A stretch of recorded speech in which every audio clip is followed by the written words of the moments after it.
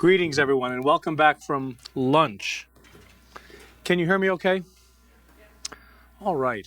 Well, I wonder whether your lunch potentized you. That's the topic of this talk. But before I go into the topics of the talk, I would like to celebrate Tiffany Vanderstoker for her fabulous putting on of this conference. A lot of us think it just kind of magically happens, and I can tell you that's not the case. So thank you, Tiffany. And of course, it's a great honor to be here. I really feel as if I am among respected and honorable colleagues. So I'm delighted to have the chance to share what interests me. So we're talking about crushed, whole, organic, non-GMO seeds. And I'm going to encourage you to incorporate those in your diet. And I hope at the end of this talk, you'll see there's a lot of good reasons for that. So how to keep your attention after lunch. And if you feel like taking a nap, I will come down off the podium and shake you to awaken you. So be warned. But after what Dr. Michael Platt said this morning, we're all tempted to take a nap unless we have adequate anti-adrenaline forces such as progesterone. Now, here's how I'm going to keep you awake. I'm going to give you the dessert first. This is my father at age 62, white-haired, hardworking, healthy, active man. After eating crushed, whole, organic, raw, non-GMO seeds, his hair is coming in black. Now, I would just suggest that I've been practicing for almost 25 years, 26 years or so. I've never seen anything that turns hair back to its original color. And I'm going to explain in the course of the next hour of this talk why seeds have that potential. A seed is something we see every day, we throw away, we spit out. Here comes a Halloween, and it's like a tragedy for me, all the pumpkin seeds that get thrown away when people carve up the pumpkin. And I'm going to explain to you that the seed is a vortex, a collector of energy. It is a unique aspect of the living organism in that it collects and it concentrates energy. It concentrates light energy. It's the same thing with the female uterus. That's an extraordinarily designed organ. It breaks all the rules in the body. Blood doesn't clot there. Nerves grow there. It's a unique mechanism to concentrate vortexes of energy to facilitate an extraordinary process called regeneration. So this is just kind of, after 9 months, my father has his hair coming in black. And when I first saw him, I thought that he might have gotten some boot black in his hair. It was kind of like, what's happening? And so we'll go through that. So hopefully you know that during this lecture, you're going to learn the secrets of how to regenerate yourself. Because remember, the hair is just one of the fastest growing tissues in the body. What's happening in this man's body at 92 if his hair is coming in black? Imagine the regeneration which is happening through the whole body. So if you can stay awake after lunch, I think we'll have some interesting discussions here. Now, the goals for today are to encourage you to eat the seeds, as we mentioned, and to demonstrate the superiority of crushed whole seeds compared to what all of your patients are taking, which are extracted seed oils. And it stands to reason when you're eating an extracted seed oil, it's gone through an extraordinary distillation process. It's already becoming rancid, and it becomes, in Andy Weil's words, dangerous. We'll go through that. So, in Shakespeare, it says, sweetest things turn sourest by their deeds, and lilies that fester smell far worse than weeds. Extracted seed oils is a near miss, and it can be toxic. Ideally, you're eating the whole crushed seed itself. In addition, we're going to talk about inflammation because the seeds are some of the most safe and effective anti-inflammatory agents. And we'll talk about sensible options for eating these seeds. And we're going to talk about how to potentize your diet with enhanced cellular transport and deposition of waste. So, of course, eating isn't just a function of eating the right food. You have to digest it well, you have to absorb it, and you have to excrete what's not necessary. That's a lot of goals for this talk. So the real question is, after this talk, the question is, shall I eat the seed? And the answer is yes. As long as you take that home tonight after as a take-home message, and you resist the temptation to eat seedless grapes or seedless watermelon, and you think twice before you throw away the core of the apple with the seed, knowing that the seed has 20-fold more nutrients in it than the rest of the fruit. So if we were on a desert island and a watermelon washed up, don't let me give you that pink, sweet fruit in exchange for me being able to keep the seeds, because I'm going to get much more nutrition from the seeds than from the fruit, 20-fold more. I like this. Of course, people will say, well, isn't there cyanic acid or cyanide in seeds? And the answer is yes, in some. So you have to be careful what seeds you eat. And of course, here's the Latin, sola dosis facit venum. This is for my friend Richard Gerber, who's a student of Latin. It means the dose makes the poison. This is what Hippocrates taught us as well. And then this is my current favorite Latin quote. Anybody can translate that? Lead, follow, or get out of the way. All right, and that's what we all do here. We lead. So Paracelsus in the 1400s, life comes from life. You have to eat living food if you want to get life. And the update on that, oh, by the way, I wanted to digress, because if you don't know Paracelsus, in your notes is his oath.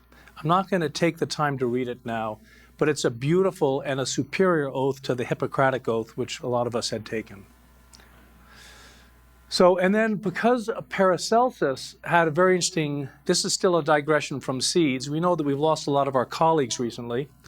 And this is in honor of those colleagues, such as Nick Gonzalez and others.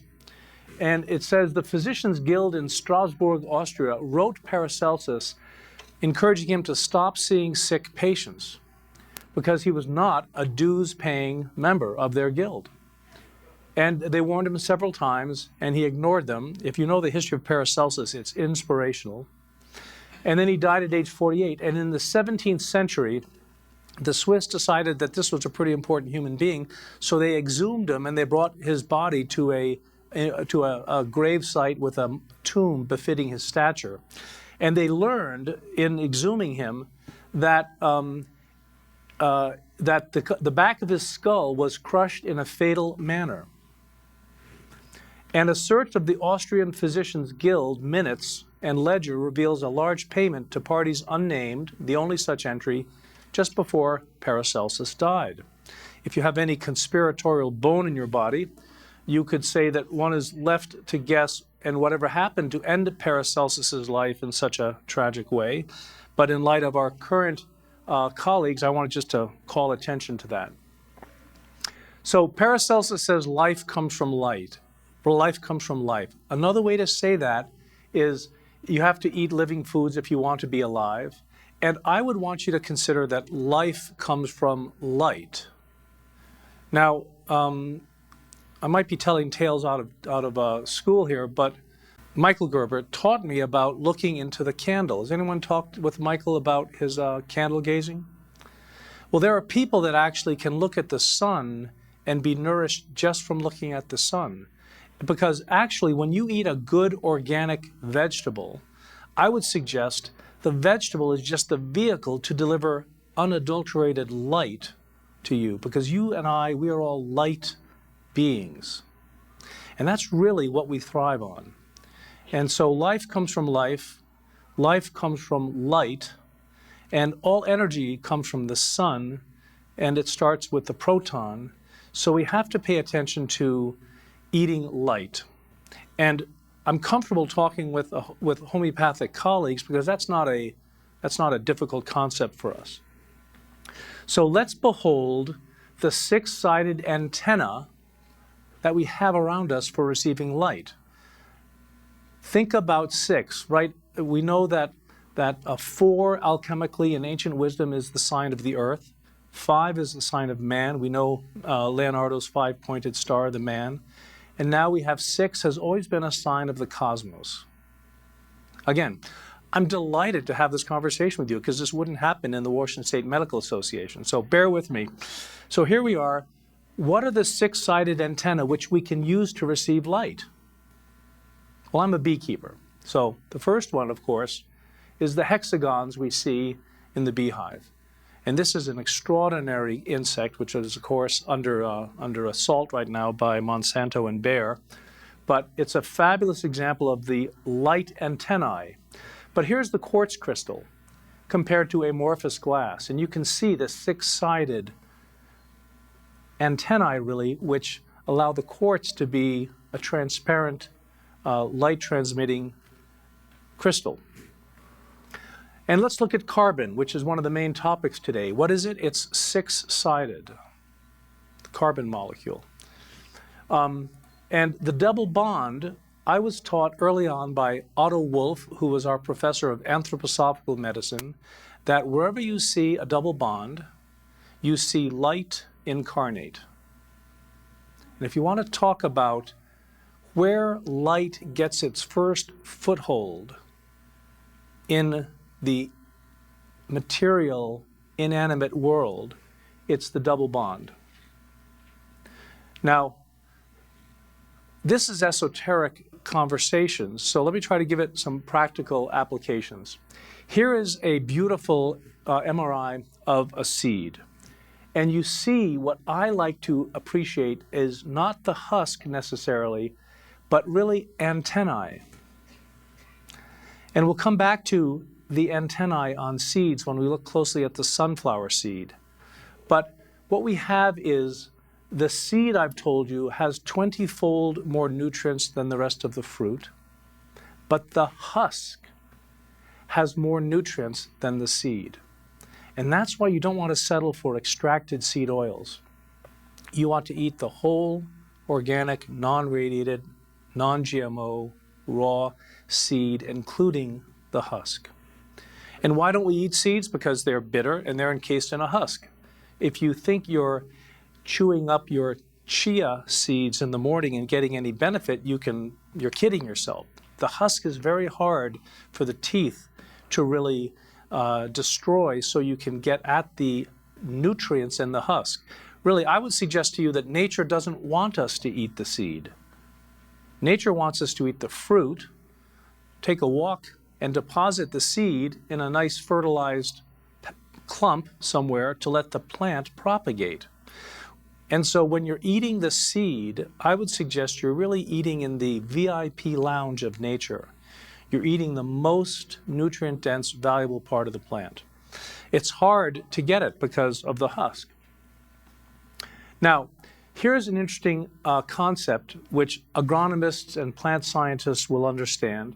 But the seed, of course, it exists in the ground. It's put into the ground in some way, and yet it's able to generate enough of a stalk to start to feed itself from the sun, from light, and continue its growth into a plant.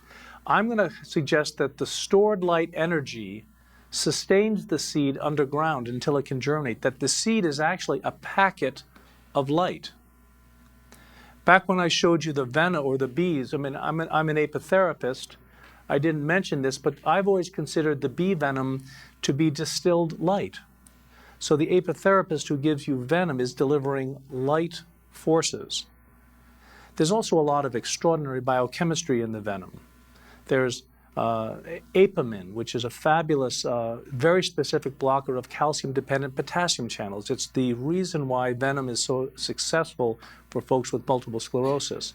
There's also a substance called, I think it's called, well, I forget the name of it, but it's more powerful than steroids, than cortisol. So we have inflammatory and anti-inflammatory processes in the venom, but for the purposes of this talk, I'm encouraging you to think about the venom as distilled light. Now, so what is a seed? It's the most nutrient-dense food on earth. It's nature's treasure chest, really. Every embryo has genetic spare parts. So when you're eating the seed, you're getting a genetic spare parts supplement. So you're not just getting anti-inflammatory seed oil, but you're getting spare parts to repair your own DNA and RNA. A seed is packed with that. It's protected by this potent husk, which is very rich in beta-1,3 glucan and bioflavonoids, terpenes, a lot of minerals, a lot of I mean, the husk is really the guardian angel of the seed. It's an extraordinary defense mechanism. So the best thing to do is to eat that and to have that in your seed oil, because it will emanate or radiate its protective forces, preventing the oil to go rancid. You also have the seed husk. I want you to think of it as a lamination. You know, the great woodworkers will sand down the tabletop and then put a lacquer down and then sand it and a lacquer down and sand it and a lacquer down 20 times. That's exactly how the plant laminates the seed prior to becoming ripe. It's a I don't know if it's an infinite amount of laminations, but they're all full of polymannose, a glycoprotein, an immune-enhancing glycoprotein. Don't settle for the extracted seed oil. It's a condensation and a lamination, and it's where the immune-potentiating glycoproteins and sterols are. This is just another metaphor that if you had a choice to eat the fruit or the seeds are much more nutrient-dense. Again, the mucilage and the testa, which is the outside, are the most nutrient-dense part of the seed. I think it's a beautiful image. And so if we're going to ask what's so special about the seeds, it's really, Emerson says, the creation of 1,000 forests is in one acorn. That's just a mind-blowing fact. What do we have our hands on when we have a seed? Think of that potential. The Germans call it Keimekraft, or sprouting forces.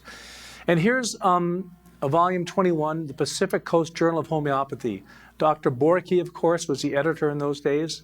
And I'm going to tell you about the seed and what he talked about with the seed, since we're homeopaths here. And this is really worth reading. He says, but let us first get a definite idea of the nature of life itself. I mean, why not?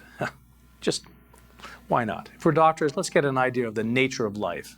Okay, as manifested through organic forms, the idea of life in its simplest expectation is that of activity, and therefore obviously involving that of change.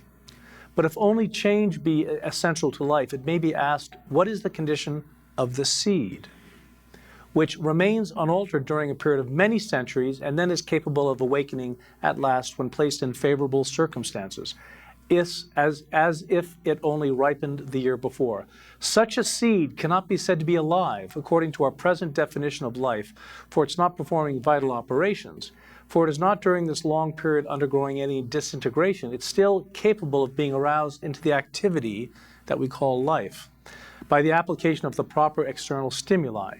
The chemical elements of the seed and the external stimuli are brought into contact with favorable environment, and the seed takes on life. So I love the fact that Borky was paying attention to the seed in terms of life. And here's a fun example. You have to understand, I'm trying to have you appreciate the power in the husk of the seed, because that's what allows the seed to remain for 2,000 years dormant. This was found at the Fortress Masada, and it's a date palm, an extinct species of plant, which was found and planted in 2005 and germinated after almost 2,000 years. Okay, well that's pretty impressive, right? Is that impressive, 2,000 years? Well, how about 32,000 years? Here's a plant found in Siberia. It was found underneath 124 feet of permafrost. It's an extinct species of plant, and it germinated. 32,000 years. Now let's look at the role of seeds in homeopathy and energetic medicine. We know our seeds. The sycamore seed, Acer pseudoplantus, the pumpkin seed, curbita, coffee seed, coffea. We know these seeds.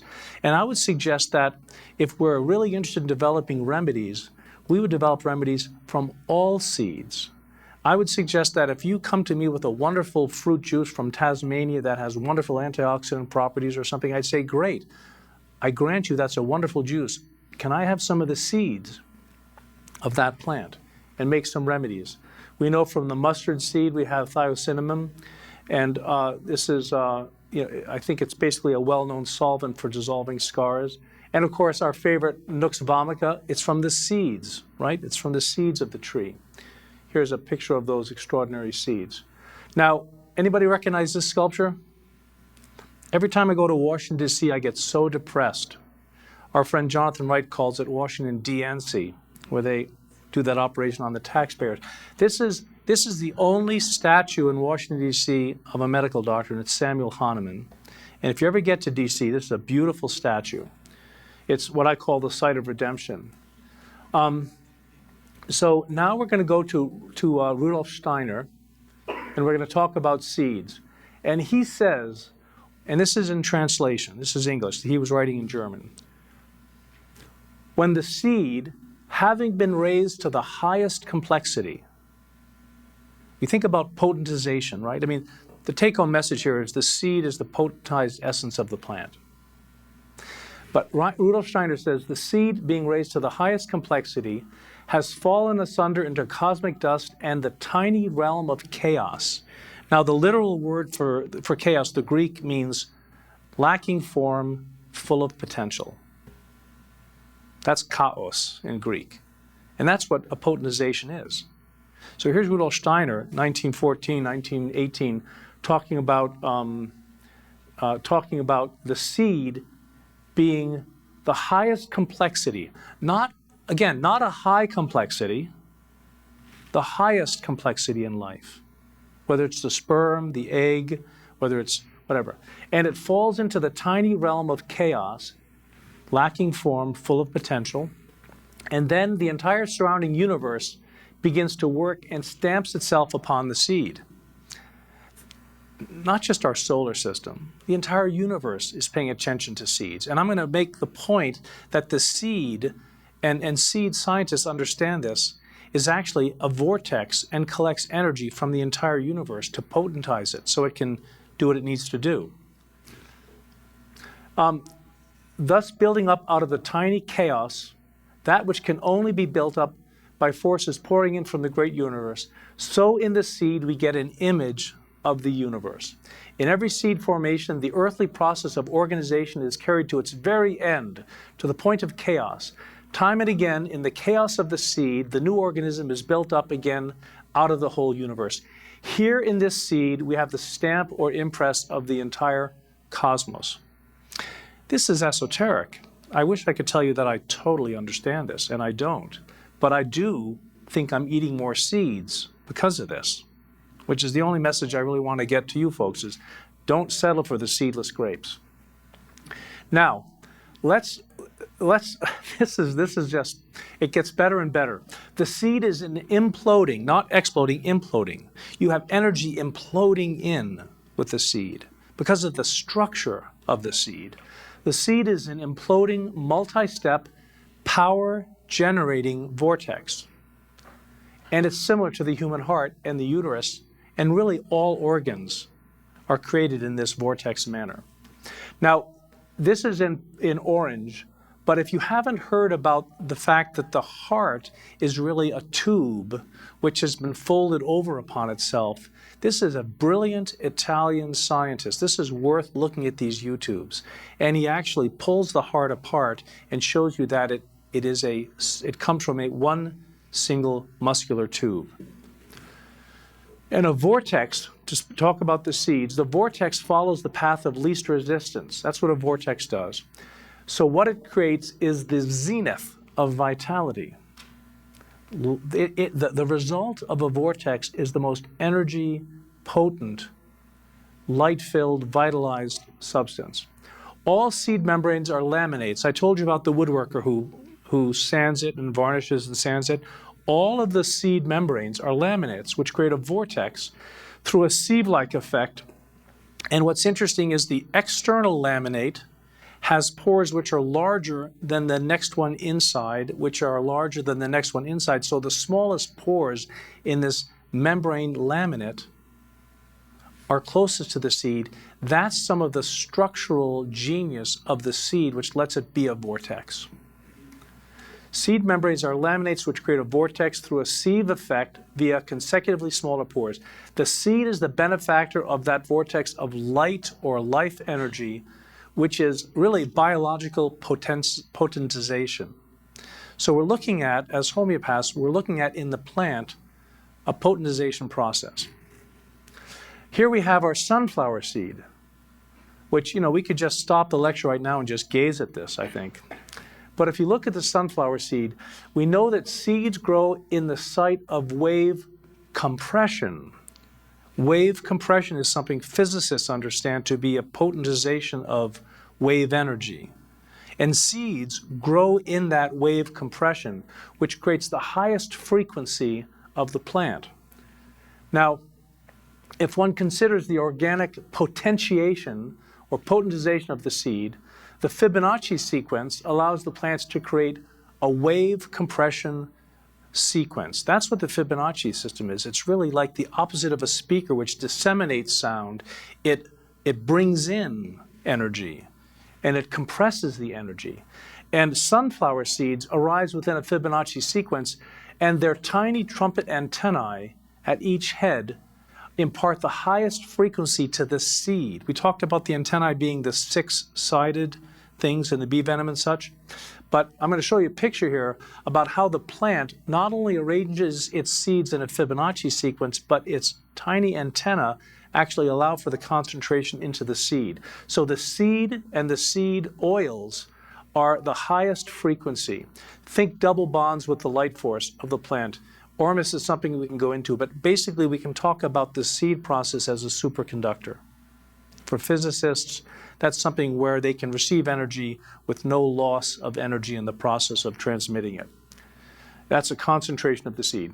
Now, I don't know if you can see this, but here we have the sunflower and these tiny little trumpet-like, 5-sided petals inside, and you get this extraordinary mechanism which we've all seen and we don't really appreciate about how light forces are incorporated into the seed. The multi-layer laminate of seed membranes acts like a defibrillator according to the size effect, otherwise understood by energy researchers as a principle whereby energy moves to the smallest size while simultaneously creating higher and higher frequencies of matter. Quantum physicists and botanists understand this, but it's something to be thinking about, that what we have in the seed is the highest frequency of matter. The seed is the homeopathically prepared potentized remedy which solves the problem of how life can reproduce itself. Okay, now we're back to, this is my daughter who is has survived being raised by a medical doctor and is going to osteopathic school. I'm very proud of her. And we met and I took her to this shrine of Hanuman. And I'm just pointing out to you these seed images above in this beautiful arc above Hanuman. So what's wrong with this picture? What's wrong with this picture is seedless grapes. Why do we throw away the seed? It's bitter and it's indigestible. Well, that's not really rocket science to figure out how to get around that problem, right? You add natural sweeteners. In our case, we like ribose, a 5-carbon sugar that lowers blood sugar, and xylitol, a 5-carbon sugar that lowers blood sugar. The ribose gives energy, stamina, and mood elevation. Athletes use it. And the xylitol kills yeast and bacteria. Dentists use that. And then we grind the entire seed so that the husk is pulverized into a flour and bioavailable, along with all of its constituent parts. So which looks better to you? We know that the watermelon contains citrulline, but most of the citrulline is found in the rind. I'm not there yet. I can eat watermelon seeds, but you're not going to catch me eating the rind. However, I know now the rind is where most nutrients are. So I have a Vitamix. I love my Vitamix. And I'm going to start putting rind in and also enough raw honey so that I can tolerate the bitterness. But if you want the nutrition from food, you have to eat the seed. Or in the case of, in fact, here we say the watermelon seeds are the best nourishing snacks. 10% more protein, unsaturated fatty acids, and so forth. You have to toast them perhaps. And we know that the pineapple with its bromelain, the pineapple core and the peel, who eats the peel? It's where the nutrients are.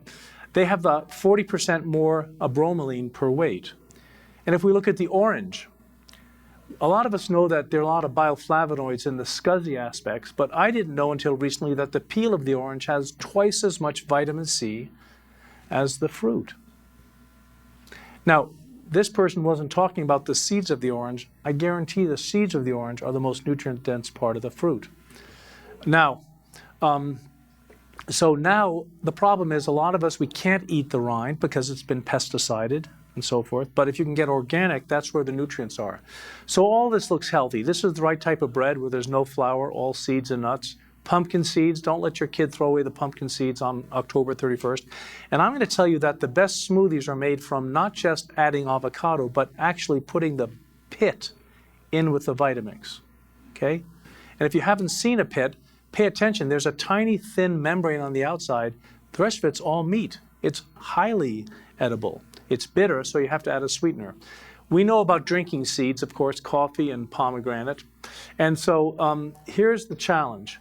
How to deliver more light energy into matter. And the solution is not legible, unfortunately. I apologize. That's an oversight on my part, or maybe I'm just making it secret. But the concept is, I'm going to talk about something called fulvic acid. How many are familiar with fulvic acid?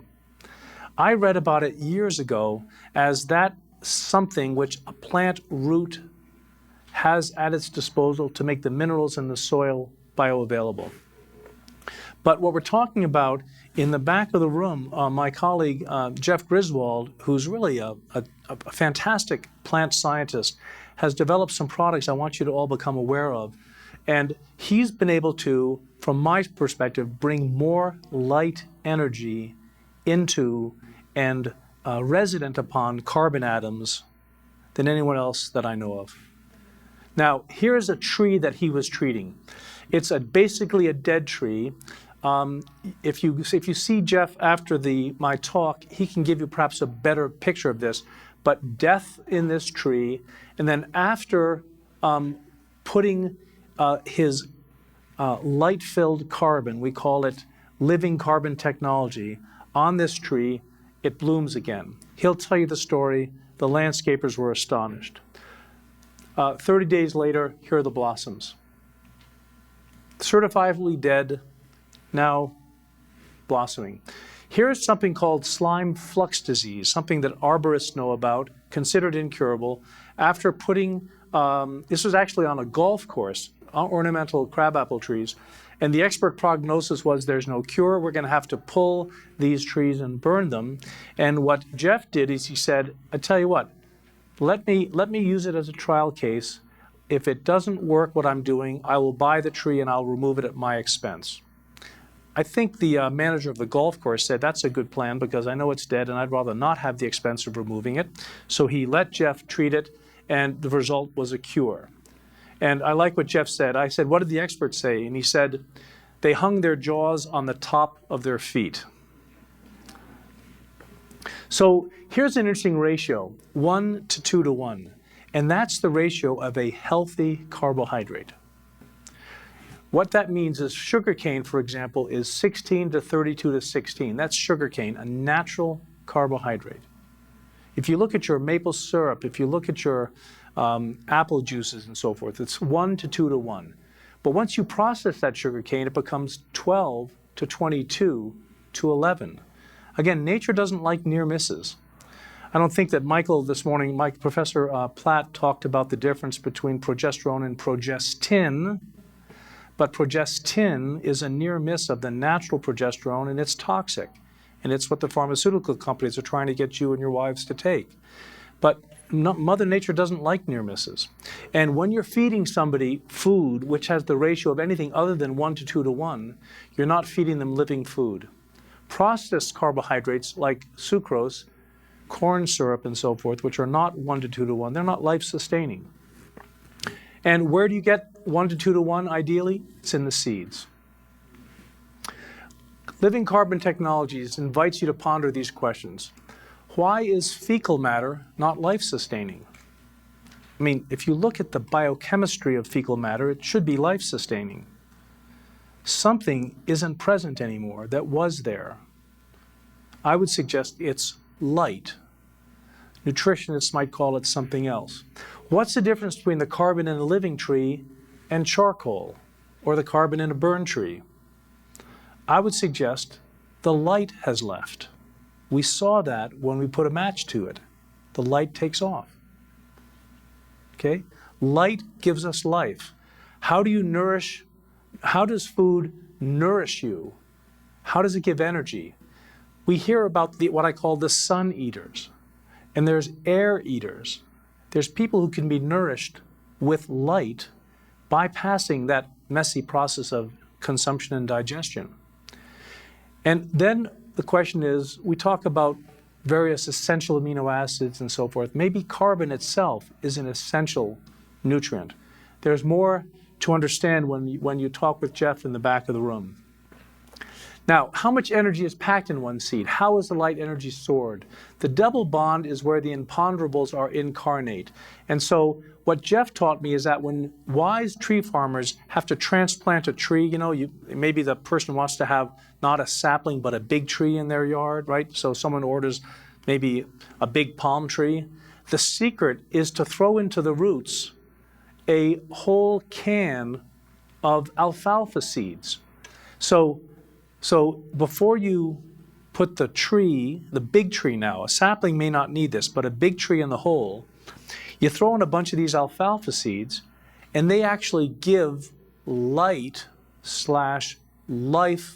forces because the seed is stored light energy. And so those big trees transplant well, and they can establish their root system because they're using the light life forces of the alfalfa seeds.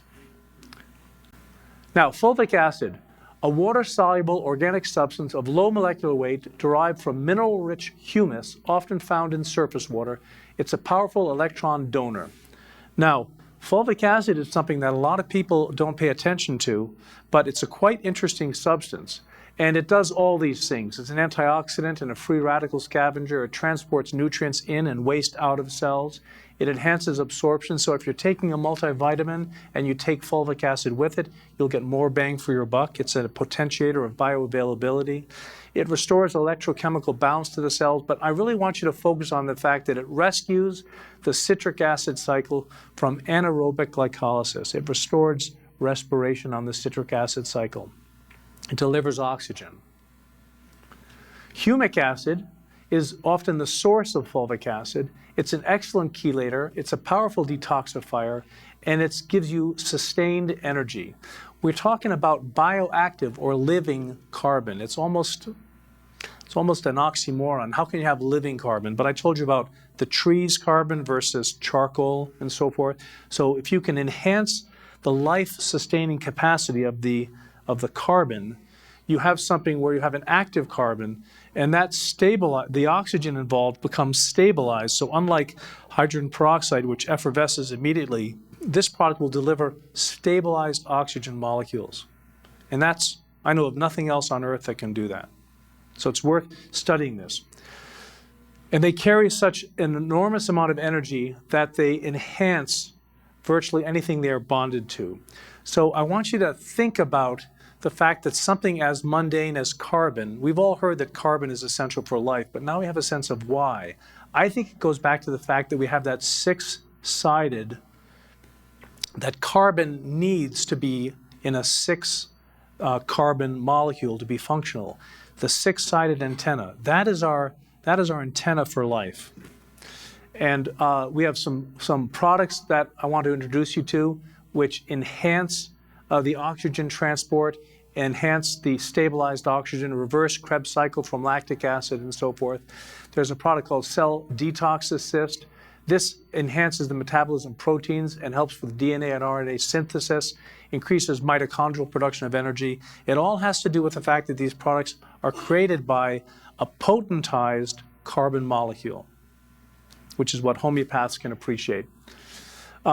We have something called the molecule, and basically what this does is, since glyphosates, which is one of the terrible things about modern agriculture, the glyphosates, which are part of the GMO process, they basically, when they're sprayed on plants, they irreversibly bind nutrients, and it's a heavy chelator, irreversible, of minerals, and so the weeds die of malnutrition, but the GMO-ready alfalfa can resist the glyphosates, and that's how the GMO plants work, in a nutshell.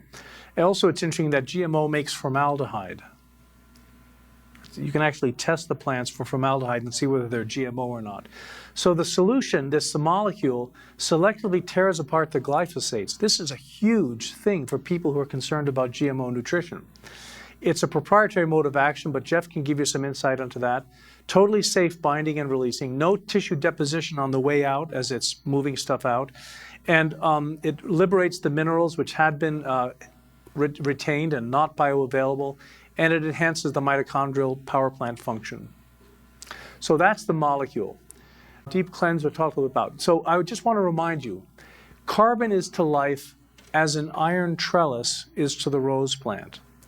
If you want roses growing up on the outside of your house, you might have an iron trellis there. And the rose might be the goal, like life.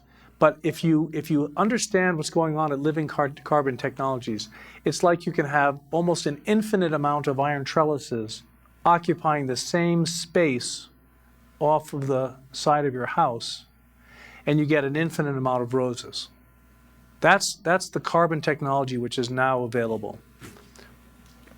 So let's talk about the perfect three-course meal. You need to appreciate, you need to pause before the meal and have a sense of appreciation, something along the lines of a parasympathetic relaxation, so you can have digestion. You need to nourish, you need to eat smart and eat slow and eat living foods, and you need to process. You need to digest, absorb, and eliminate. I have so many patients who will say that they're not constipated because they go to the bathroom once a week. You know, just because they're regular doesn't mean it's healthy. So Dr. Detox, a new product in back, Gary Gordon says it fulfills the promise of zeolite, and here's why. Zeolite is a wonderful product. It basically binds all sorts of heavy metals and toxins, but it only is active between the mouth and the anus, just like activated charcoal or bentonite clay. And the zeolite, not being significantly absorbed, is not bioavailable in other tissues. It's beneficial but limited in scope. And there's a patented hydrolyzed clinoptilolite, that's the source of the zeolite, which is 10 times smaller than what is required to penetrate cell membranes. This is a new invention of about probably a year and a half ago. A very smart Greek physician was able to hydrolyze the zeolite, make it water soluble, and break it down into fragments which are 10 times smaller than what is required to pass the cell membrane. That means that Dr. Detox, unlike all other zeolite, being water soluble, can chelate all human tissues, including passing through the blood-brain barrier. So that's another really scientific breakthrough. There's data available upon request, but the difference you have to think about is, unlike all other zeolite on the market, which is a suspension, Dr. Detox is a true solution. A solution like salt water. You can have salt water and the salt never precipitates out into salt on the bottom. Or muddy water. That would be a suspension where you give it 10 minutes and it starts to come out of solution, so to speak, because it never was in solution, it was just in suspension. So now we have a zeolite, which, like salt water, is a true solution. Bioavailable, goes through all tissues in the body. Everyone who uses zeolite is concerned about free aluminum. This is an sodium aluminum silicate, and all the tests are showing there's absolutely 0 parts per billion of aluminum in this product. So it's an extraordinary product. And that helps with the detoxification. We all know from homeopathic studies that there are 5 emunctories or drainage routes. There's urination, defecation, respiration, and perspiration. And for women, there's menstruation. Those are the drainage routes you need to have. But you also need cellular detoxification. This is more organic or organ drainage routes. So you have the homeopathic drainage remedies, you have energetic medicine, and now you have a new agent to help drainage, which is this hydrolyzed, water-soluble, tiny zeolite fraction. Now, Lao Tzu said, to see things in the seed, that is genius. That means, with absolutely no need to certify you all, after this lecture, you will all be geniuses, according to Lao Tzu. So congratulations. It's like when I give lectures to lay people, I say, how many doctors in the room? We get 1 or 2 hands. I say, no. A doctor is a teacher, docere, to lead or to teach. And you all are in the room because you're learning and teaching, so you're all doctors. You may not be medical doctors, But, Juris doctors or doctors of law, doctors of philosophy, doctors of economics. So I always encourage my lay practitioners to refer to themselves as doctors of health, because there is no certification for that, but they understand nutrition. Now, every presentation should have some clinical case studies. So the first patient today is a 72-year-old man who says his chief complaint is that my wife says that my hair is dirty. That's a big deal, right? We're all vain. That's not, you shouldn't dismiss that lightly. So here's what happened. This gentleman started to have, after eating the seeds, his hair is starting to come in blonde again. And his wife says, your hair looks dirty. He says, my hair is blonde again. She says, it looks dirty. He says, I don't care. I feel better than I've felt in years. So here again is what seed nutrition will do. We have many instances of people whose hair is coming into their original color again. I think it's because, in part, of the DNA, what I call the DNA spare parts. When you crush up a whole seed, remember the seed is nothing but an envelope full of DNA and RNA, and the husk is nothing but guardian angels trying to protect it from being oxidized and made rancid. So now we have genetic spare parts, which are available, bioavailable, because you're eating the whole seed. So this guy, we didn't actually help him. We made the problem worse because he got more and more blonde hair. Now, can we cure aging? Well, the literature suggests that controlling inflammation is the key to a healthy old age. Now, this is a doctor in University of Vermont. Aging is not the simple result of the passage of time. According to a provocative new view, it's actually something our own bodies create. We age ourselves. It's a side effect of the essential inflammatory system. Remember, inflammation is good in short dosages. It's not good if it's prolonged and low grade. And this inflammatory system protects us against infectious disease, and the side effect is aging. Aging is a side effect of inflammation. So how can we reverse aging? Well, now the term is inflammaging. There's growing evidence that the immune system is implicated in virtually all of these age-related diseases, with the inflammatory response being the triggering mechanism. Inflammaging has been coined to describe the underlying inflammatory changes. Well, I'd suggest the gentleman with the blonde hair coming in is doing a pretty good job of anti-aging based upon eating seeds, because he's actually reversing that process. So when we think about sensible, I like the term sensible. We've coined it. It means safe, effective, and cost-effective. Sensible anti-aging involves eating the seed. Mother Nature does put all her eggs in one basket. She calls that the seed. The purpose of digestion, of course, is to nourish ourselves, but essentially it's to be buffed up and have your DNA and RNA available, to repair your DNA and RNA. I think if you looked at the DNA and the RNA, you would see basically light antennae. But having said that, we still get the DNA and the RNA spare parts when you eat the seed. Where is the genetic material concentrated in plants? In the seed.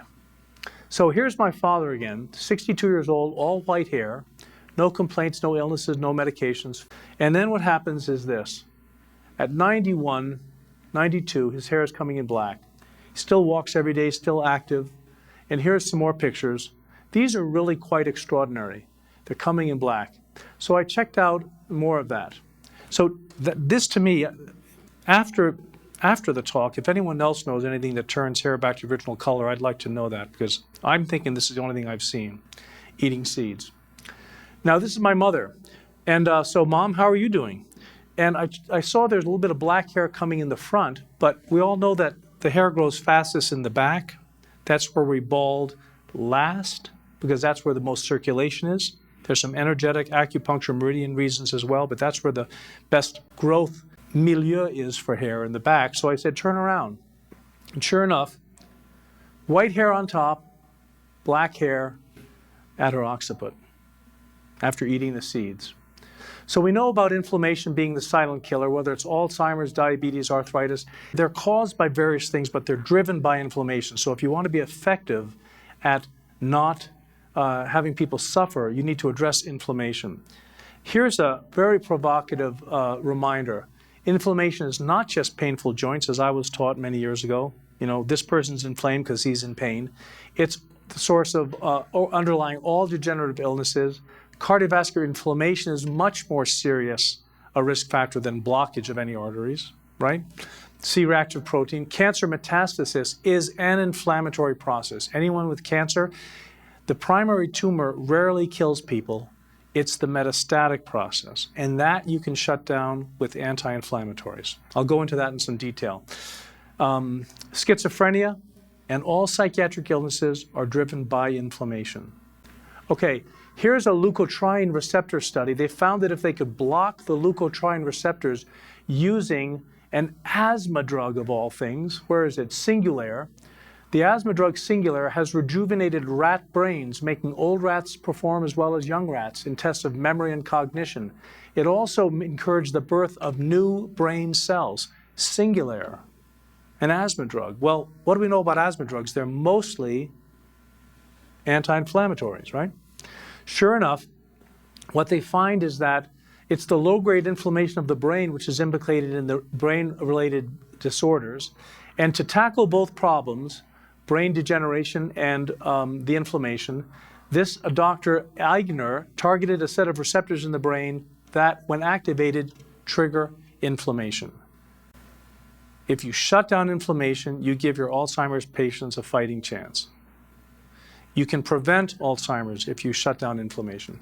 Based on our results, the drug, the Cellular, and the inhibition of the 5 LOX pathway might be potent candidates for future therapies employing neurogenesis. Isn't that a wonderful word as we all get older? Can you pass the neurogenesis, please? Right? And promote structural and functional improvement in neurodegeneration, neuropsychiatric disease, and aging.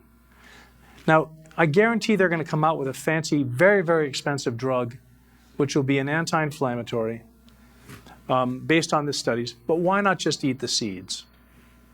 Inflammation seems to underlie not just senescence, but all chronic illnesses, even cancer.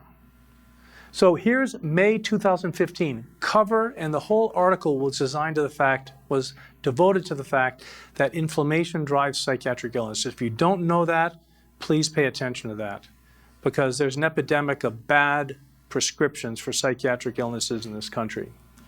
All psychiatric neurocognitive illnesses, I'm talking about autism, all the way to paranoia, PTSD, if you shut down the inflammation, there's much less of a problem. In fact, in terms of the autism processes, I like people to understand that the metaphor which patients understand is that if I'm driving in a car with Michael Gerber and it's raining out because we're in Seattle and it's nighttime, and I'm not using the windshield wipers, it's going to be hard for me to stay on the road. You got to use the windshield wipers if it's raining. Well, that's exactly what an autistic kid experiences, is he's driving with no windshield wipers in a rainstorm because of the inflammatory neurocytokine storm that he or she is experiencing. You give that autistic patient anti-inflammatories, it's like the windshield wipers turned on. Okay? It's not that complex an issue. Once you know that inflammation drives all chronic degenerative illnesses, including all psychiatric illnesses, you're going to want to give anti-inflammatory agents. Schizophrenia, the dreaded schizophrenia. Here's Psychiatric Times, January 2014. The potential for rational, adjunctive, anti-inflammatory therapy in schizophrenia, quenching the fire. So the psychiatrists are hearing about this, but what's the problem with anti-inflammation? Most of the drugs on the market will destroy your kidney and your liver. In fact, one of the conclusions of this article was we're not ready to prescribe anti-inflammatories because the risks outweigh the benefits. We don't want to be destroying people's kidneys and livers. So taking an anti-inflammatory agent is like using the windshield wipers when driving in a rainstorm. And avoid these drugs which are toxic and eat the seeds. Here's depression. The title of the article is, So Depression is an Anti-Inflammatory Disease, but where does the inflammation come from? Notice there's no longer a discussion about whether or not depression is an inflammatory disease. That's understood. It is a disease of inflammatory processes. That's what depression is. So how to address it? We know that depression is associated with chronic low-grade inflammatory response. And not only depression, also bipolar disorder, schizophrenia, autism, and post-traumatic stress disorder. This is Dr. Burke, and there's the reference. So inflammation All degenerative illnesses from A to Z, asthma, back pain, cancer, diabetes, go down the alphabet all the way to zits. Acne, that's inflammation. The revolution in cancer care is what I've really focused for the last 15 years on. And I'm just going to tell you quickly about cancer because there's a big epidemic of cancer. I like people to understand that one of the things to avoid, especially as regards to leukemia, is electrical pollution. I'm constantly getting people referred to me for leukemia, and I ask them, where do you keep your computer? Oh, it's right by my feet, under the desk. So whether it's power lines or whatever else, it's a whole other lecture, but pay attention to electromagnetic pollution. And thanks to Michael Berger, a few years ago, I talked about the Cordelia effect here. Cancer is a messenger. Don't kill the messenger, correct the problem. The Cordelia effect, basically take down the cancer welcome sign, enhance the immune system, reduce or kill cancer tumor cells, and re-educate the cancer stem cells. Please pay attention to the cancer stem cells. That's the real target. If you haven't heard about Max Witcha, you're missing the premier cancer researcher in America today. University of Michigan Comprehensive Cancer Treatment Center. He's recently appointed to the National Cancer Advisory Board, and he says chemotherapy and radiation make the cancer worse. Whatever happened to first do no harm. He also says the problem is when we treat cancer cells with chemotherapy, the cancer stem cells are being stimulated. They become more numerous and more virulent when you use chemoradiation. When we take the mesenchymal stem cells and mix them with tumor cells, the tumor cells grow more quickly. So cancer stem cells are the target. Chemo and radiation does not affect the cancer stem cells, except for it makes them more numerous and more virulent. Don't let your oncologist target your cancer tumor cells. That's like a straw man. What is a tumor? It's really a benign or malignant proliferation of cells, less than 1% of which are dangerous, because less than 1% of a tumor are the cancer stem cells. And only the cancer stem cells can metastasize. There's a couple of references here. Considerable evidence suggests that tumors contain only a minority of cells which are capable of regrowing the tumor, the cancer stem cells. Please focus on the cancer stem cells. Now you know you're anticipating. How do you remedy the cancer stem cell? Anti-inflammatories. We'll keep going here. Only the cancer stem cells metastasize because metastasis is an inflammatory process. This is way back in 2009. Cancer stem cells resist chemotherapy. Radiation therapy, they resist as well. Chemotherapy increases the cancer stem cell proliferation. Chemotherapy increases cancer stem cell number and virulence. The Cordelia effect we talked about, and just published last month in terms of prostate cancer, they basically say that prostate cancer is driven by genetic instability and intraclonal cancer diversification, all of which is driven by the cancer stem cell. So again, you want to ask your oncologist, what are you doing to address my cancer stem cells? The answer is nothing, except I'm going to make them more numerous and more virulent. That's the standard of care in oncology today. So there's a revolution underfoot. And if you start searching cancer stem cells, you'll see, like in Nature of 2014, this is really a landmark study. They basically say in this study, it's talking about blocking PGE2, that's an anti-inflammation process, repopulation of the tumor, abrogates the chemoresistance. What they're saying is if you take an anti-inflammatory, you'll prevent the tumor from resisting treatment. Previous studies have demonstrated that cancer stem cells are selectively enriched after chemotherapy through enhanced survival. Again, what happened to first do no harm? Chemotherapy will make the cancer cells enriched, the cancer stem cells. Further analyses demonstrate the recruitment of quiescent stem cells, making them divide in response to chemotherapy-induced damages, similar to the mobilization of normal stem cells during wound repair. If you didn't know this, this is how fearfully and wonderfully we're made. If I break your leg, if I break your femur, or if you get a gastric ulcer, there's an SOS message which the injured tissue secretes, which recruits quiescent, benign, uncommitted stem cells. I talk about the stem cells as kind of the undergraduates in the body. They haven't declared a major yet. They could become heart, they could become kidney, they could become skin, they could become anything. Those are your cancer stem cells, what Dr. Beard in 2011 called the germ cells. They're there to respond to any injured tissue in your body that says, I'm injured tissue, would you please, any of you stem cells locally, could you recruit, come to me, chemotaxis, and make more of me? Here comes the stem cells. They say, by the way, what are you? I'm a broken femur. And they say, well, we're stem cells. We can become femur tissue. And they make more femur.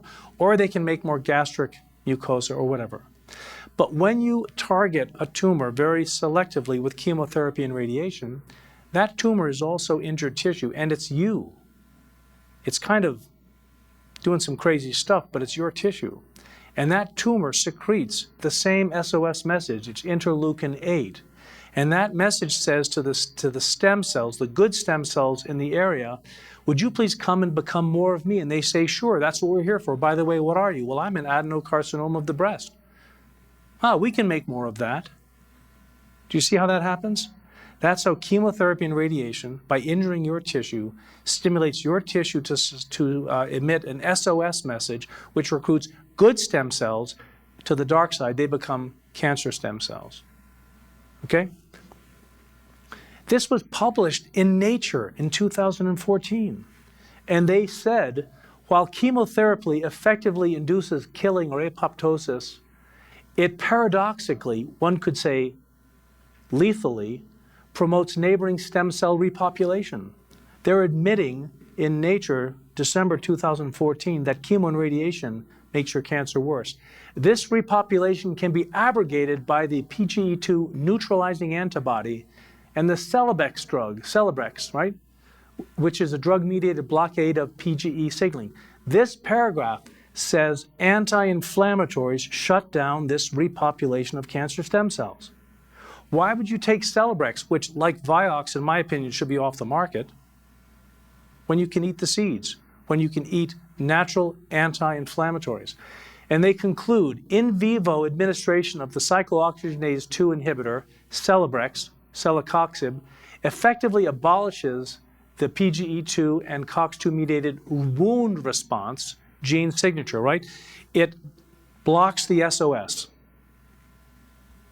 So you can't recruit benign stem cells to become cancer stem cells. And the answer, they say, is Celebrex. Again, I would suggest that there's safer and more effective agents than Celebrex to block cancer. So the take-home message from this Nature article, which everyone should get a hold of, is that chemotherapy makes cancer stem cells worse and makes cancer return. To treat the cancer stem cells, you need to use an anti-inflammatory. They're suggesting Celebrex. I think that drug should be off the market. Bonus, anti-inflammatory agents also inhibit metastatic process. That's a well-known fact. Authors recommend Celebrex. That has dangerous side effects, renal, hepato, and autotoxicity. Anti-inflammatory diet is powerful medicine. Eating whole crushed seeds is the most sensible option. So the future of cancer therapy is anti-inflammatory agents. That's another take-home message. Please, we all know people dying of cancer, being tortured in the process of dying of cancer. Please study this issue of anti-inflammation and cancer. Now, the anti-inflammatory foods are all the things we know. These are basically living foods, and what's unique about them, they're filled with light. Okay? I don't know cows which get their light directly. Cows get their light from eating greens. So eating the greens is the most light-filled way to go. Now, anti-inflammatory agents. Here's what Max Witch is coming up with. He's got a drug. Remember, Max Witch is on the National Cancer Advisory Board. He's who I consider the premier researcher in cancer stem cells, and he's developing a drug which is called Repoxetine, and it's a CXCR1 receptor blocker. Anybody else know another name for that? Anti-inflammatory. Oxygen, OxyAssist. Hypoxemia stimulates cancer stem cells. Oxygen is your remedy, exercise, so forth. Soul Core and Form are basically products which are available from myrainlife.com/passionsheart. These are seed-based foods, which I think are wonderful for reasons I'll go into. But the answer is, if you're concerned about cancer, eat the whole organic non-GMO seeds, not the extracted seed oils, the whole seeds. Now, here's an article published in 2010 in a journal, I think it was the Breast Cancer Research, interfering with inflammation. Is this a new strategy to block breast cancer, self-renewal, and progression? The answer is yes. That's 2010. That's almost 6 years ago. So what I'm telling you isn't really new. It's just that, unfortunately, there's a huge voltage drop between what the scientists know and what's made available to the patients. So that's what we're all in this room about. We're offering tomorrow's medicine today. We're on the cutting edge, and we're giving our patients the best medicine. Now, the 4 questions for the oncologist. Question number 1, why are you not recommending any safe anti-inflammatory agents? Your patients should be asking their oncologist that. Number 2, why do you offer us chemotherapy patients candy and cake and cookies after chemotherapy, telling us that any calorie is a good calorie? I hate that. Number 3, what will you recommend to enhance my health while you're killing the tumor cells? And then how is your recommended treatment going to affect my cancer stem cells? At that point, if they're up on the literature and they know that what they're recommending will make the cancer stem cells, the real target, more numerous and more virulent, they're going to be ashamed. Or if they're not up in the literature, they won't know what you're talking about. But the standard of care today in oncology is to make your cancer worse, because it addresses the tumor cells and not the stem cells. And it makes the cancer stem cells, the real lethal target, more numerous and more virulent. Now, in your notes, I've given lectures on this, and there's a wealth of information. I'm not going to read through it, but it's there for you to look at. And then this says, new strategy, eat the right seeds, erase the cancer.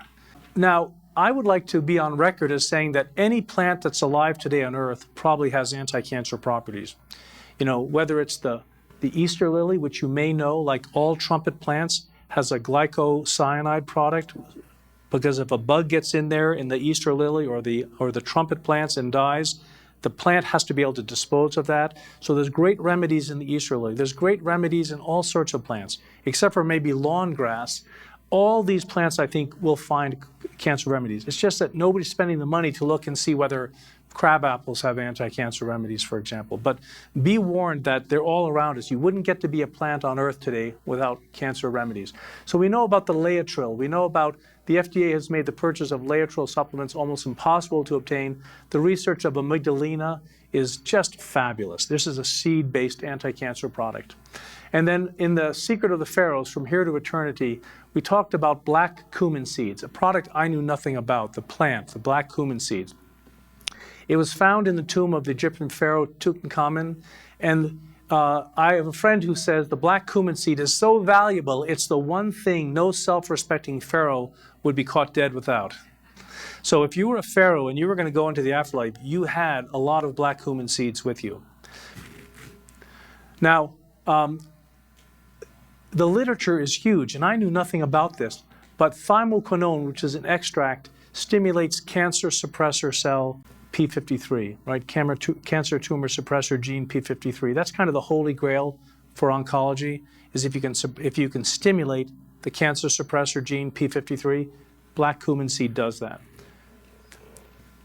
Thymoquinone, black cumin seed, a lot of literature on it. It also not only stimulates P53, but P10s, P73, STAT3, PAR1, a lot of very specific anti-cancer mechanisms, but it also offers the anti-inflammation to shut down that SOS message, which the tumor, once being attacked, will emit to recruit normal stem cells.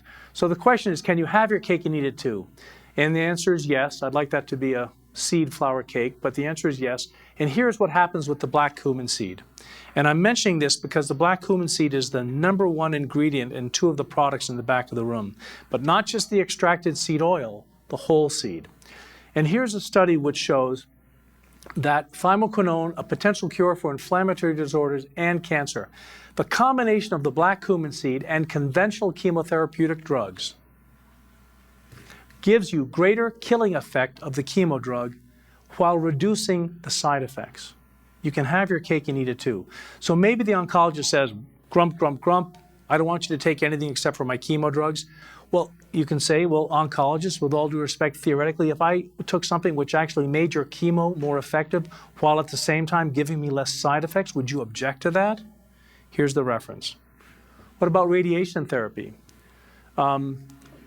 This is another one. The combination of thymoquinone with anti-cancer drugs has led to improvements in their therapeutic index and prevents non-tumor tissues, that's the rest of you, from sustaining damage. Another reference.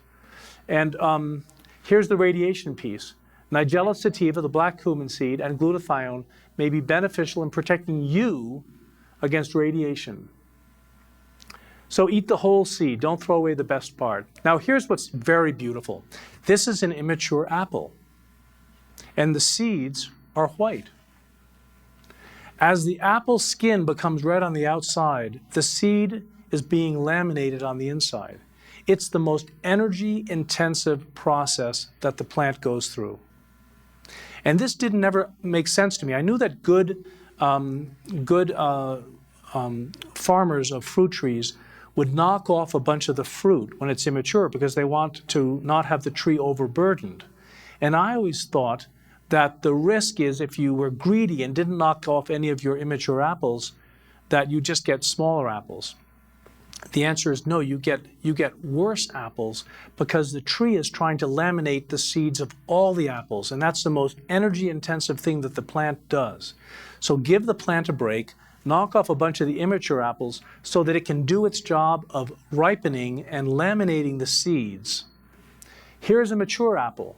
You can see the brown seed, and the inside is white still, and the lamination of the nutrient-dense stem cell and immune function stimulating polymannose into layers of protective glycoproteins which are rich in bioflavonoids and 1,2 and 1,3 beta-glucan. That's what you get in the husk. So not only eat the seed, eat the husk. Now, we all know about petroleum, perhaps, and the lamination in the industry. You can take gas, and just by adding CH3, you can make it into an asphalt. That's what's happening on the plant membrane level. You're laminating and densifying a fluid process into a husk. It's the most energy-intensive and physiologically stressful process of a plant. In order to protect the treasure, which is the seed, which none of us eat enough of. You know, the treasure we throw away. Here's another look at the seed, this husk on the outside. It's full of this laminated process, rich in 1,3 beta-glucan, sterols, and all sorts of other things. Now, I mentioned earlier the multi-layer laminate of the membrane, because of the smaller and smaller pores, basically is a vortex. And when you think about it esoterically, it acts like a defibrillator because it charges the seed so much that the seed is able to, if you add a little water, spark life. When we go back to what Boricki said in terms of what the seed is, it's not really dead, it's not really alive, but it's been kind of defibrillated and potentized so that if you just add a little water, which is equivalent to flicking the switch of the defibrillator, now you have life. You have light becoming life, the spark of life. Quantum physicists know that. Now, I like to tell my patients that I stand firmly on the shifting sands of science. So it's entirely likely next year I'll show up and tell you something entirely different and say, remember last year that I was way off base. And one of the things I was way off base about is fish oil. And I was one of the doctors who gave patients fish oil all the time. I thought it was fabulous. And then I read Brian Peskin's work, and if you still take or give people fish oil, please do yourself the favor of taking at least 15 minutes or half an hour and reviewing what Brian Peskin says. The problem with Brian Peskin speaking to medical doctors is he's an electrical engineer. He's got no street cred in terms of medicine. But guess what? Linus Pauling didn't have a medical degree. So what I tell people now is to stop taking fish oil and stop drinking the extracted seed oils. Now here's a graphic in the book, The PEO Solution, Brian Peskin and Robert Rowan, our good friend. And it points out that it takes 17 pounds of fish to make one capsule of pharmaceutical grade fish oil. Now you know that the fish has no oil gland. But where do they get the oil? I'm going to leave that to your imagination. But it takes 17 pounds of fish to make one capsule. And Andy Weil is on record as saying, I'm still not comfortable recommending that people eat saturated fat, like coconut oil and so forth. But it's clear to me that sugar, flour, and oxidized seed oils create inflammatory effects, and that the body that almost certainly bear most of the responsibility for elevating heart disease.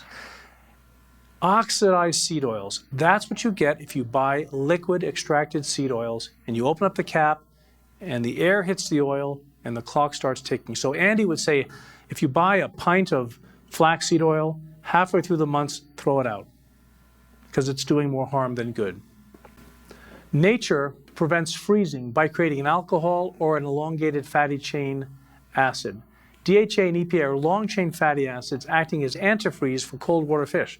A biochemist and a chemist would look at EPA and DHA and say, that cannot be good for you because that will oxidize immediately at 98.6. And yet, a lot of us are still giving fish oil supplements to patients. Fish oil creates dysfunctional cell membrane because these oxidized fatty acids are now incorporated into cell membranes and they suffocate the cell membrane. So it takes about 8 months when you stop the fish oil, it takes about 8 months to clean your membranes if you're taking good omega-6 seed oils, unadulterated.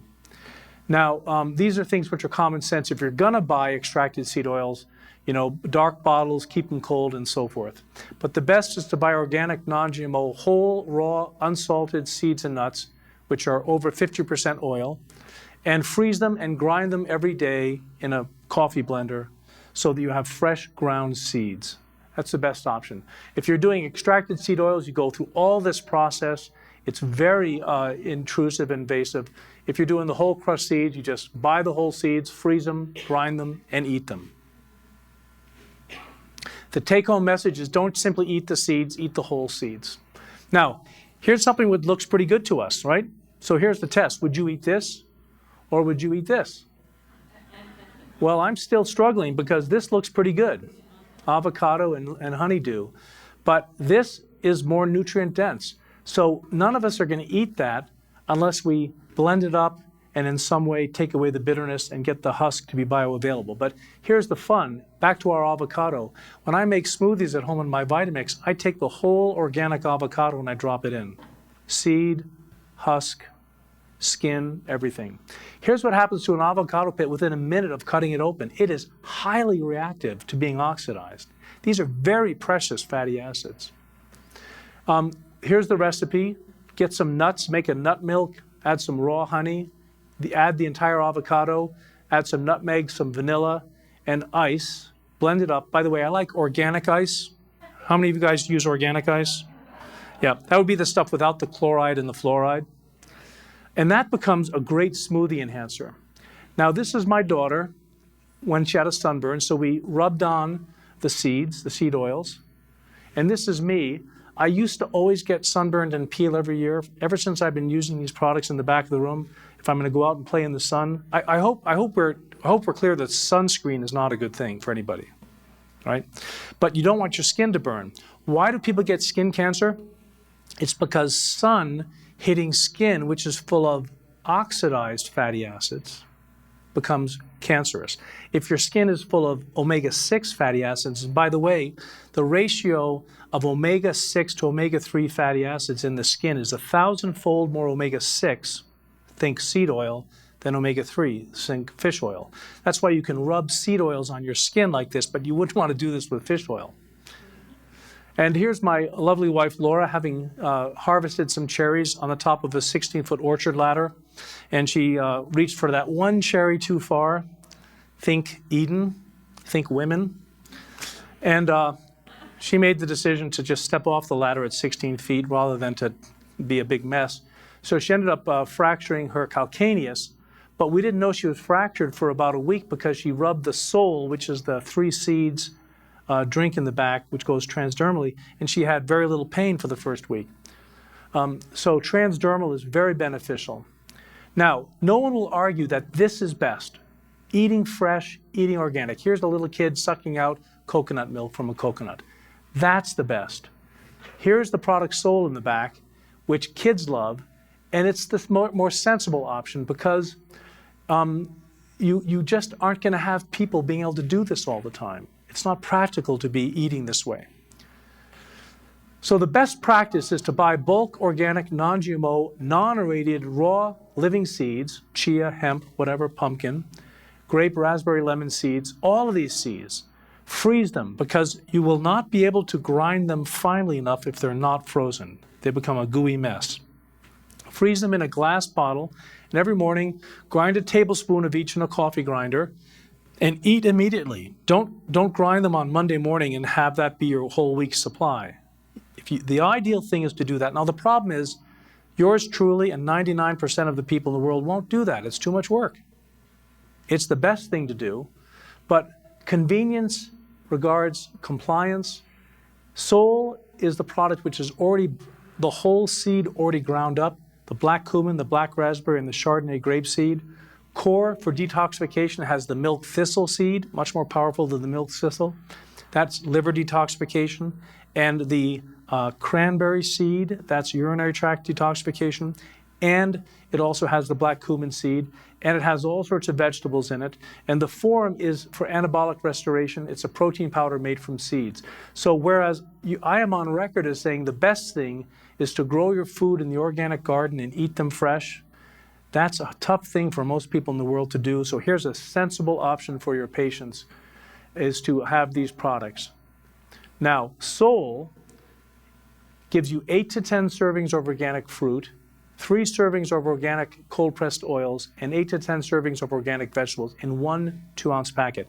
That's because it's made from seeds, and seeds are far more concentrated than what people are usually eating. This is a concentrated, delicious way to eat the whole seed. Core, in the same sense, you've got the seeds of the milk thistle, the cranberry, and the black cumin, but now you have kale, chlorophyllin, aloe vera, spirulina, wheatgrass, dandelion, chlorella. You have an alkalinizing whole seed drink for detoxification. The problem is, I don't think it tastes very good. There's some samples in the back. Some people say it's good. Some people say it's tolerable. I find it hard to get patients to drink this. So we mix that with a protein powder made from whole, organic, non-GMO seeds, Sacha inchi seed, which is a beautiful seed from the South America, pea protein, hemp. Finally, hemp is making its way back into our world. Chia seed, fabulous energy. It was used originally by the Native Americans, the Apache and so forth, for running and energy. Cranberry, pumpkin. Pumpkin is a treasure chest. So now this is the product that you can use topically, the whole seeds, which are nutrient dense for anti-inflammation. Core is for detoxification, and form is for the proteins, highest in branched chain amino acids. So Thoreau says this. He says, I have great faith in a seed. Convince me that you have a seed there, and I'm prepared to expect wonders. That's what we're talking about, is the whole seed. So eat the seeds, and as the last thing I'll say, it's time to get out the cigars, because I told you about that Judean date palm tree that was 2,000 years old. Well, it recently became a papa. So it's one thing to regenerate a seed and have it grow. Here's a seed that was 2,000 years old, and finally when it was brought to life, it was able not only to live, but to reproduce. And that's pretty miraculous.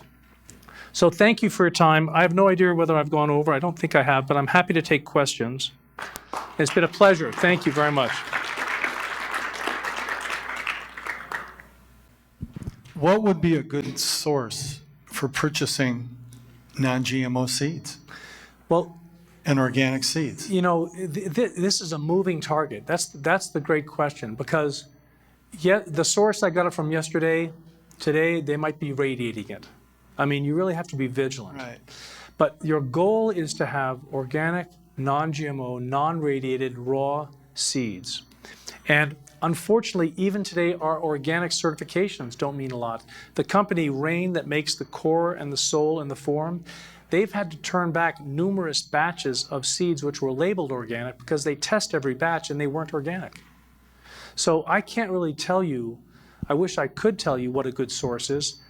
Maybe some of the good bulk foods are, but we've had a hard time recently even getting irradiated almonds.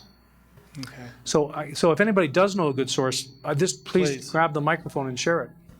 The next question is, you had a bunch on sunflower in the beginning, the beautiful sunflowers, and yet I didn't see uses of sunflower seeds toward the end. Well, at our house we have sunflower seeds, and we'll freeze those, we'll grind those, husk and all. I have to add a lot of honey if I do that, right? Because it's pretty bitter.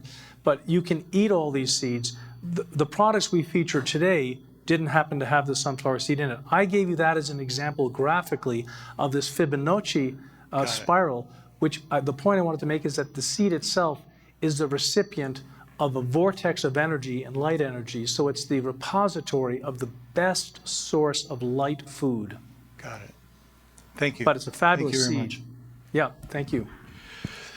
Just a quickie, the other day we were Googling zeolite, and it has various structural forms that have obviously been colored, but it's most gorgeous, beautiful, Yeah. cage-like structures, but they're crystalline, and it's just manifold different forms, and it's really gorgeous. If you ever get a chance to Google zeolite, it's quite amazing. Yeah, and the zeolite is, if anyone doesn't know zeolite, it's like a honeycomb structure. The interesting thing is that a lot of zeolite is released when there is a volcanic explosion. And what else is released?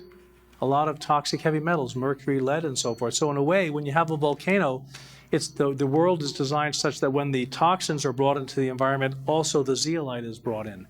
It's a wonderful agent, but as I said, I've never been impressed with it because I think it's more expensive than it should be, and something like activated charcoal is inexpensive.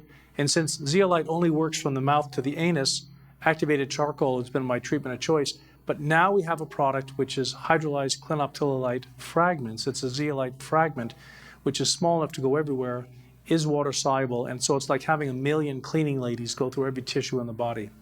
So now I'm a big fan of it. One reliable company for seeds is a company that supplies organic seeds to the organic agriculture industry called Seeds of Change. Okay, sure. So Thank you. Might check them out. Also, just as kind of a side extension, the cancer stem cell really evolves from an aberration in the control of the length of telomeres. And that raises the issue of are all efforts to maintain or increase the length of telomeres a wise idea.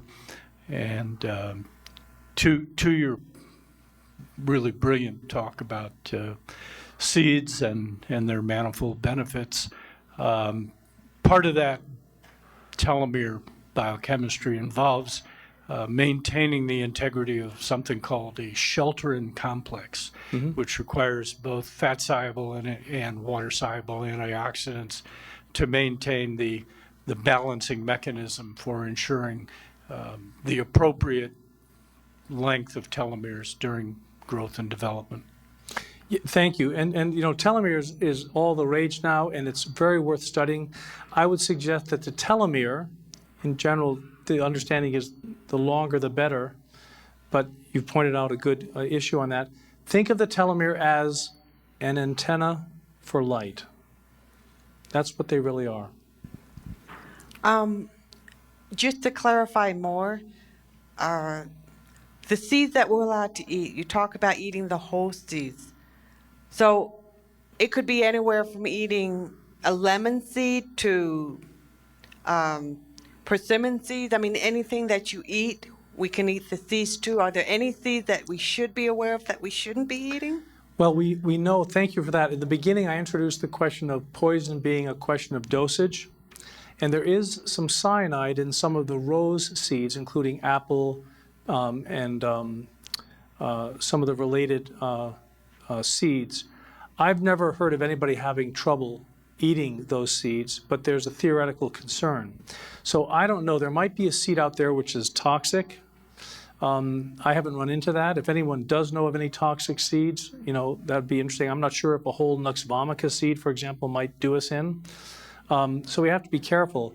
But the take-home message is really, if you find seeds which are not in any way poisonous, they are the most nutrient-dense part of the plant. And if you're throwing them away, you're throwing away not only the optimal nutrition, but you're also throwing away the potentized light forces of the plant. And if you will grant me that we are light beings that really nourish ourselves by eating light, then don't throw away the seeds. I have 3 things I would like to ask you about. Number 1 is the difference in nutrient content between sprouts and seeds. Thank you. That's a great question. And we've done some sprouting in our home. We're organic gardeners and so forth. And I love sprouts. I think that often when you're eating sprouted product, you leave behind the seed and the husk, and you just eat, for example, the wheatgrass, which is a sprouted wheat germ. Typically, you're eating just the grass. I found that the seeds, after they're sprouted, are particularly bitter and distasteful. So most people don't eat the seed husk and the seed residual. They just eat the sprouted part. Fabulous nutrition. In my opinion, nowhere near as beneficial as the whole ground-up seed. And we have been frequenting Azure Standard, a bulk drop-off points around the world, or USA, where they do not have or sell any GMO anything, and they do some testing. I don't know how much, but they will, as far as everyone knows, as far as they know, they do not have GMO products of any kind, and they sell loads of seeds. I just wrote down Azure Standard. Thank you. As regards GMO, again, I learned from Jeff Griswold in the back of the room that the GMO plants produce a higher amount of formaldehyde, which is a carcinogen, and that there's a very cheap test which is available now and should be used by all nations to verify non-GMO foods by testing for formaldehyde. My website, which is weeksmd.com, if you type in GMO or formaldehyde, you'll see the test in the inventor. And it's one of those fabulous breakthroughs, which I'm sure will take about 70 years for the FDA to incorporate. The little sticker that says verified non-GMO appears on many things, and it's supposed to be very reliable. It's third-party testing. Yeah. So it should be free. Good. And the cyanide in apple seeds, really how potent or how dangerous is that? Thank you for that. I mean, I've always instinctively eaten the whole apple. I eat organic apples, and so I'll chew up the seeds. And probably about a third of the people in the room will do that. And I think that, so the quick answer is I don't know. And I've never heard of anybody getting in trouble with eating apple seeds. Mae West said too much of a good thing is wonderful, but she was the only one that said that. So maybe you could get too much apple seeds, but I don't see that practically happening in life, that people would eat too many apple seeds. So I haven't had that as a concern.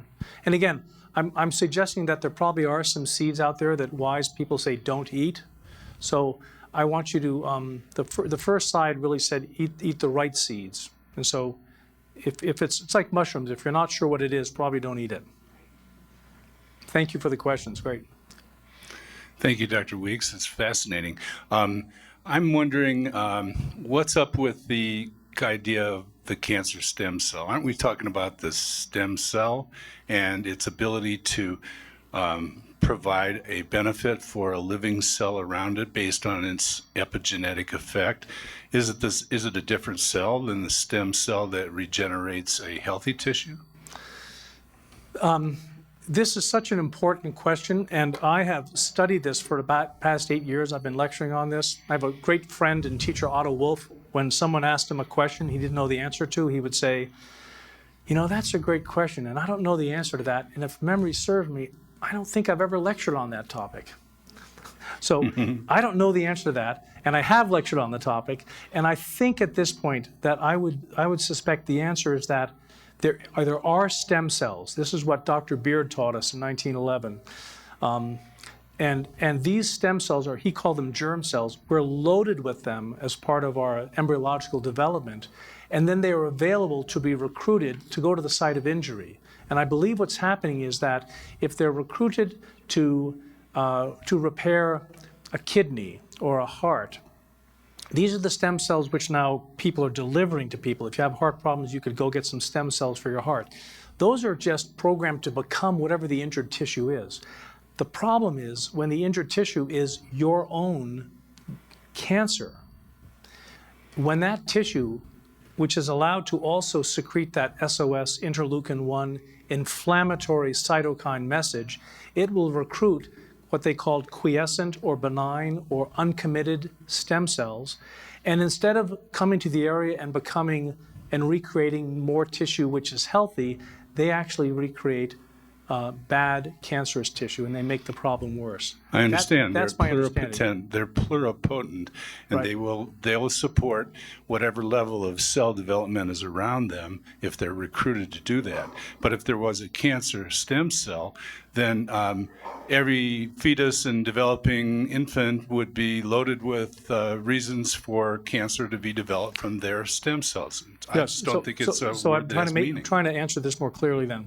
I believe that the healthy child, although we know about the hundreds of toxins in, cord cell blood and so forth, but I believe the healthy child has no cancer stem cells. I think what happens is the cancer stem cells are created by a cancer being a DNA, RNA damage, a light disease in that sense.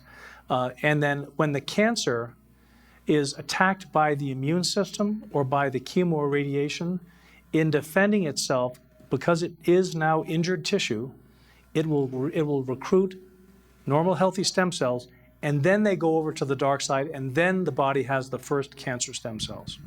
But I have to tell you at the same time, if you were all a bunch of oncologists in this room, half of you would not even believe in cancer stem cells. It's still not considered it's still considered a hypothesis. I don't think it is personally, and the top researchers don't either. One of the slides I showed referenced a bunch of the top people in cancer research who are totally on board with the cancer stem cell process. But if we were a group of oncologists and we agreed that cancer stem cells existed, we would have to stop chemo and radiation right now. Except in the event that you want to shrink a tumor which is just growing up against the trachea or blocking a vital artery. I mean, the primary tumor can hurt you if it grows too big and obstructs something. But if and when the cancer stem cell hypothesis is proven and accepted, it becomes criminal to give chemo and radiation. And what's happening now is that, I just posted today at weeksmd.com, the most recent post, you'll watch a lot of cancer stem cell development companies are getting a lot of money now to go and address cancer stem cells. I'm here to tell you, I've looked at all of those companies and all of those drugs in development, and they are all anti-inflammatories. Brad, thanks so much. Great talk. But let's not forget Laetrile, which is loaded with cyanide. Yeah. And it's in peach pits, peach pits, apricot pits, of course, and cherry pits, as well as lentils. I have... I know you're an IPT doctor as well as we are, most of us in the room here. But let's not forget that when you do the genomic testing first, which is where all the emphasis now, all oncology is headed for genetic testing or molecular testing, sometimes called liquid biopsies even, that you're getting a list of drugs that have a kill ratio no higher than 80 to 85%. So you're never going to kill all of the cancer cells, but when you also get the list of the supplements, which usually number anywhere from 12 to 20, that calculus, and we have worked out a mathematical formula with top mathematicians, the calculus of all that ammunition going on the cancer, because the supplements all have individual kill ratios of 10, 15, 20, 25, never up to 80, but always probably around 40, 50. So that calculus brings it up to a high 90s, and then we postulate that our own immune systems, if they're revved up during the process, will gobble up the rest. So you can't say that the chemo has no effect. It's a combination of the right supplements, which is genetically determined, and the right drugs, all above 80%, hopefully. Yes, I'm looking, Jim, thank you for that comment. And I think you and I both stand firmly on the shifting sands of science, and I respect you as a scientist and someone who's doing the best for the patients. What I want to stress here is that less than 1% of the tumor, 99.1 to 99.6% of the tumor are not dangerous, aside from the steric or obstructive factors. Less than 1% of the primary tumor cells cultured in vitro can give rise to colonies. And therefore, if I grant you that the best chemo drug will only kill 80% of the tumors, I would still say that we have to understand that two things happen. If you successfully kill 80% of the tumor, number one, you still haven't addressed the lethal cancer stem cells, the only cells that can metastasize. And number two, the 20% that's there cannot spread, cannot grow. It might remain a tumor. Jim, I think he's got a follow-up question, Michael. I think Jim's going to have a discussion. So I want to stress that when you look at the literature, it's people like Max Dean at the Dean Laboratory at Stanford University who says that less than 1% of primary tumor cells cultured in vitro can give rise to colonies. And for primary human and mouse tumors, this number's in the thousands or millions. You can transplant thousands or millions of tumor cells and they will not take because you need the cancer stem cell.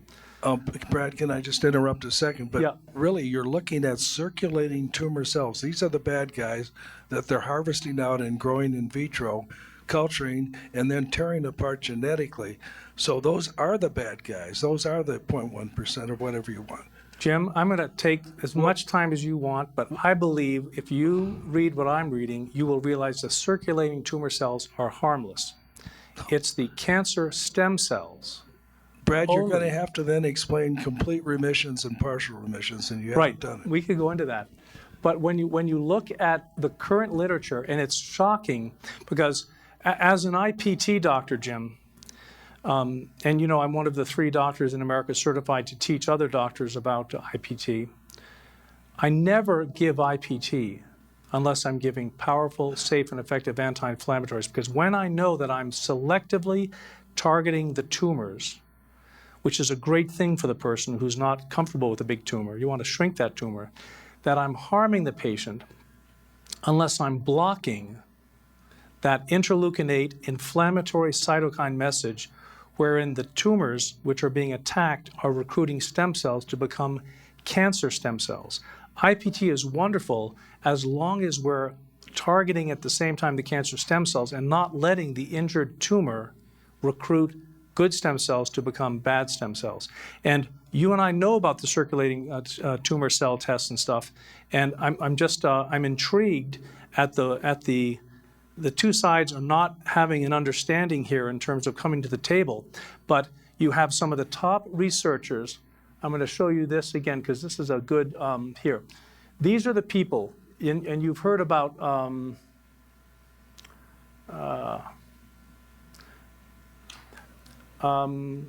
well, you know what? I don't have the slide I wanted, but I'm going to send it to you. But some of the top cancer research are agreeing with me that the circulating tumor cells are not relevant because they're tumor cells. They're just got into the bloodstream because of, as you know, a breach into the blood vessel. The tumor can grow into the blood vessel and it can leak in. But if you take a circulating tumor cell and you try to grow a cancer out of it, you're up against this kind of a problem where what metastasizes? Cancer stem cells, not cancer tumor cells. Certainly they can get in the bloodstream and circulate, but they're not going to be metastatic. That's the distinction I'd like to understand with you. Tumor cells are heterogeneous in their capacity to give rise to tumors upon transplantation or to form colonies in culture assays. For in vivo tumor transplantation, this is reflected in the large number of tumor cells that must usually be transplanted to form a tumor. You need thousands or millions because only when you have thousands or millions are you going to get enough cancer stem cells to actually create the problem. And again, that gets back to this. Less than 1% of a tumor, and in this case they're saying less than 0.1% of the tumor can metastasize. So I'm in the camp that says the circulating tumor cells are not dangerous, are not the target. It's the cancer stem cells. And currently, there are no tests that I know of, because it's such a tiny population. There are no tests which actually show that the cancer stem cells are circulating. That's hard to find them. But that's what, if you pay attention to what Max Witch is doing and Max Dean is doing at Stanford, that's the future of cancer. And the treatment is not chemoradiation, it's not IPT, it's anti-inflammatories. Just a couple of more quickies. Just on food, like you're saying, if we eat hemp seeds, you're saying we shouldn't just chew up and eat the hemp seeds as they come? We need to freeze and grind those too? I think that you can always make medicines, like there's some excellent hemp oil and cannabis oils. That is a medicine, but as far as nutrition is concerned, the optimum nutrition is to take those organic hemp seeds, freeze them, because if you freeze them, then when you put them in the coffee grinder, they'll pulverize and you'll get all of the constituents of the husk as well as the seed to be bioavailable. So if you just chew the hemp seed, you're not going to get as much as if you would have ground them up, because it's just plain hard to get all the nutrients from the seed. I said earlier, I think nature doesn't want us to eat the seed. It's too precious. She wants to fool us and have us eat the fruit and deposit the seed somewhere else. So like they say, soaking the chia seed and having that gel, it's still encapsulated underneath that? Absolutely, yeah. Okay. And you have to be a very fine chewer to be able to break the chia seed husk.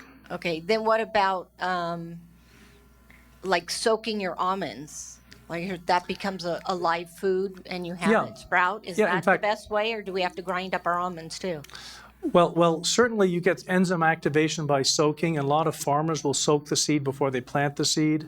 So there's benefit there, but that's good. Another simpler thing to do is to freeze them and grind them, and you get all that benefit anyway, because when you freeze them and grind them, then the enzymes are activated in the breaking of the husk. Good question, thank you. I hope I'm going to offer a clarifying but maybe provocative clarification. Solid tumors are necrotic, generally anaerobic environments, and the stem cells in there, as all tumor cells do, have lost what's called contact inhibition. This is one of the very seminal principles of metastatic cancer. And I think what's now beginning to become clear is that when the cancer stem cell, quote, escapes or metastasizes, it will have its pluripotential capacity to form a new metastatic site in what is an inflamed tissue area. That's the fertile field principle. And I don't know what your thinking is, but I think this ties in with the beneficial effects of the non-GMO, non-irradiated organic seed and its benefits, particularly the black cumin seed. The thymoquinone effect is dramatic, and I think going to be the one of the touchstones of the therapy of the future for malignancies. Yeah, exactly. In fact, my wife Laura in the back of the room pointed out that there's a lot of research now where they're actually trying to turn this natural substance, thymoquinone, into a drug. And the black cumin seed, if you ever read the Quran, Muhammad says the black cumin seed cures everything but death. Right? This is something that nobody in medical school told me about. It would have been nice. I had back pain for 20 years. I did all sorts of things, including bee venom therapy. Nothing really helped it. I took this product sold for 2 days, and the morning of the third day I woke up with no back pain for the first time in 20 years. I said, what the heck is in this stuff? I thought it was probably spiked. It turns out when I did a PubMed search of black cumin seed, which you've obviously done, in thymoquinone, there's thousands of articles about this, and it's very powerful in and of itself as an anti-cancer drug remedy. And in addition, it's anti-inflammatory. So not only can you interrupt that interleukin 8 SOS message and shut down the inflammation, but you can actually remedy the cancer tumor cells as well. Thank you for that comment. Thank you, thank you, thank you, Dr. Weeks. Another What a big pleasure. hand. Wonderful, wonderful, wonderful. Thank you all. Thanks a million. Beautiful job. Beautiful job. Well done. Great presentation.